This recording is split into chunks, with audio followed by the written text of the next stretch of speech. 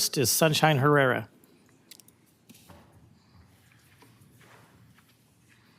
Good evening once again, Mayor Gregory, Mayor Pro Tem Gutierrez, and council members.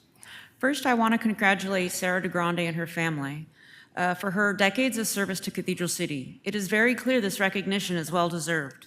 I also want to thank Richard Altman and former council member Shelley Kaplan for helping make this recognition happen. However, I do believe tonight raises a larger concern regarding how Cathedral City preserves and honors its own history. The Public Art Commission has previously supported toppers and public recognition projects honoring local artists and cultural contributions. And I believe the city should consider creating a formal policy allowing the Historic Preservation Committee or another designated body to help fund, preserve, document, and recognize the individuals who helped shape Cathedral City's civic and political history as well. I do not believe longtime historical figures, former leaders, or their families should have to rely solely on the private residents paying out of pocket for these types of recognitions, especially after years of public service to this community. If the city truly values preserving its history, then preserving the stories and contributions of the people who helped build Cathedral City should also have a permanent place within that mission.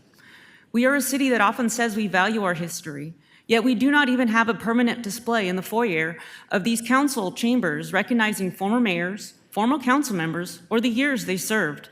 Food for thought, our first mayor was a female. History is not just buildings. History is also the people who sacrificed their time, leadership, and vision to help shape the city for future generations. There is a saying, great is the person who plants a tree knowing they may never sit under its shade. I believe many of Cathedral City's early leaders, including Sarah Grande, planted those trees for the city we enjoy today. It also somewhat disheartening to know that although former council member Mark Carnevale had reportedly been working towards honoring Sarah prior to his passing, his fund did not ultimately help pay for this topper. Overall, I'm very happy to see the honors moving forward, and I believe it is very well deserved. Thank you to the council member, Shelley Kaplan, for picking up this mantle and getting it across the finish line. You have set the bar for every council member following you. I also want to thank Sarah and her family for the time she spent serving the city and for the support and sacrifices her family made to help grow our community. Thank you.